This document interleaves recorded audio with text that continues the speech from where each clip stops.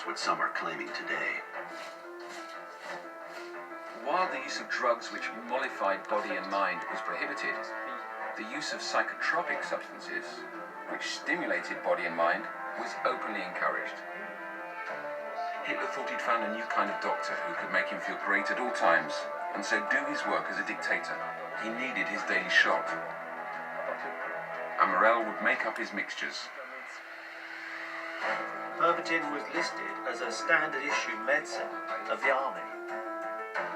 Pervitin was methamphetamine. It helped soldiers attack more fiercely and with better concentration. German High Command classified the drug as being of vital strategic importance. They wondered whether they might, with the help of new substances, be able to make the ideal matter needed to create a Superman. US drug enforcement administration travels the world with his team of experts, teaching other police forces how to protect themselves when entering drug labs. Yeah, what we have is 6 people putting on protective equipment.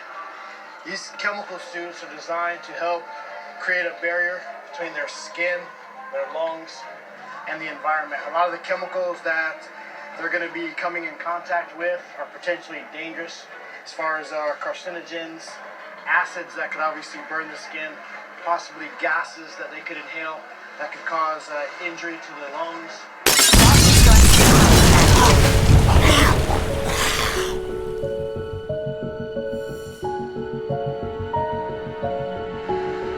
You may have heard of German soldiers using the substance Pervitin during World War II. It was a drug that came in little tablets that, when consumed, would increase the soldier's alertness, decrease his desire for sleep and food, and overall boost his mood, take his mind off the horrors of war. And this was all thanks to the power of meth. Yes, Pervitin was methamphetamine, which in small doses was a useful tool for soldiers as it provided the aforementioned effects. However, larger doses or long-time use started to present problems. Agitation, irritability, sleeplessness, hallucinations, delirium, psychosis. You probably don't need me to tell you why meth is bad. You've more than likely heard stories of meth binges where the user doesn't sleep for days and is completely off their gourd the entire time. Wrestler X-Pac was a meth addict for years and has told a story of a particular time when he took meth and stood in one spot for 2 or 3 days until someone found him. His feet had swelled so much that they burst open his boots. So today I will tell you a tale of a World War II soldier accidentally overdosing on Pervitin during combat and ending up alone in the freezing Russian countryside where he had to survive for 2 weeks, all the while tripping balls on meth. Born in 1917, Imo Koivunen was a Finnish soldier in World War II. Despite eventually fighting against the Nazis, in 1941 Finland unofficially allied with the Germans against their common enemy, the Soviet Union. In 1944, Imo Koivunen found himself on ski patrol in Murmansk Oblast, Russia. The unit had been on the move almost non-stop for 2 days, but were now setting up a small camp in the forest to take a small break. Unfortunately, they were interrupted by their sentries opening fire. The Russians had found them. A firefight broke out, but it soon became clear that the Russians outnumbered the Finns and were moving around to surround them.